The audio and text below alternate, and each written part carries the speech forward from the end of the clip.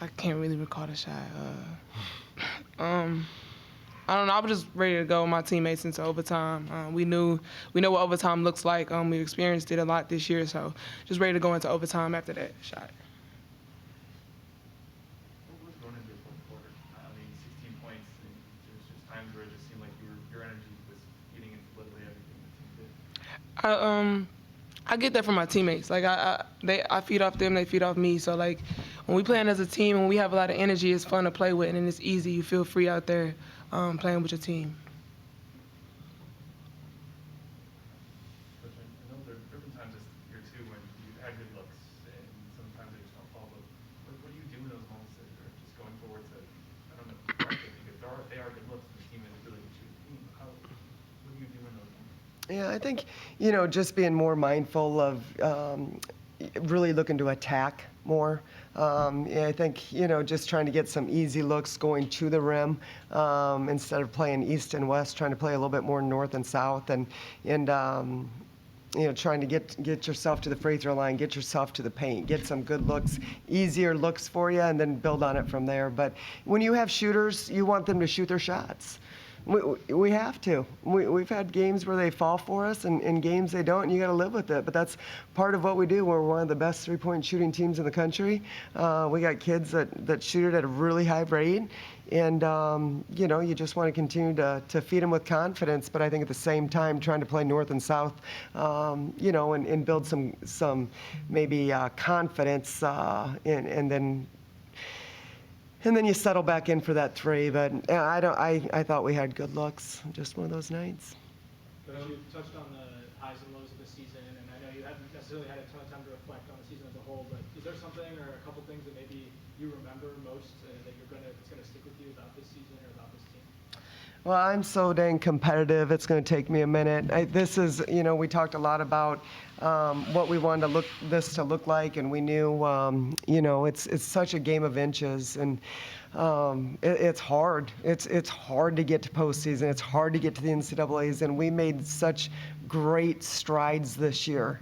And, nobody knows what goes on in our locker room. Nobody knows what goes on in our practices. But these girls continued to show up. They showed great resiliency. They continued to battle.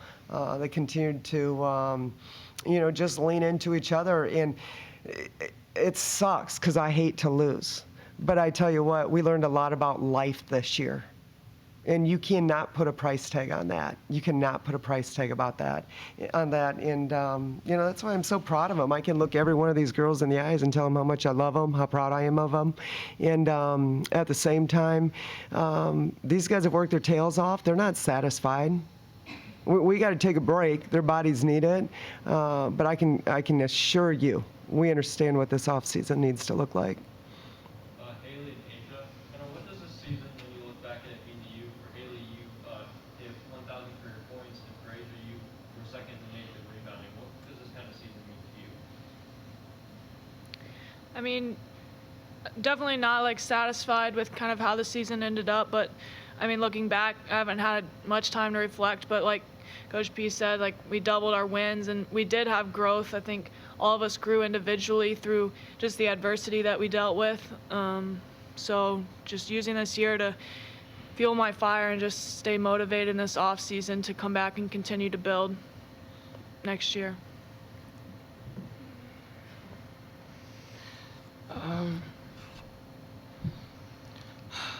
Collectively, individually, just growth. I think just to second what Haley said, just growing pains throughout the season.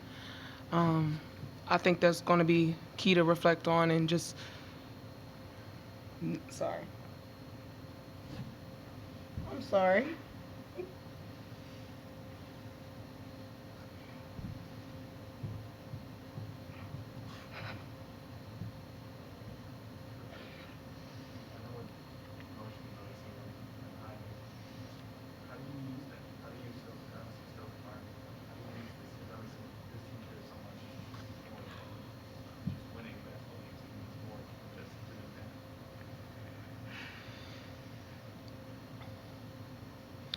I think it's it's part of the process. And I think like any other year, you got to give yourself some space, and then you reflect. What did we do well? What are areas that we need to be better at individually, collectively, and you go back to work. It's just like life, right? Anything we do in life. I mean, there's so many parallels between sport and the real world. And, I think it speaks volumes about your heart posture, the way you handle adversity, the way you handle setbacks. You dig in, you roll up your sleeves, and you go back to work. And I think it starts with just, pushing that pause button, doing some self-reflection. And what are my strengths? What are my weaknesses? Where do we need to get better at? And we've got to do that individually and collectively. And we will.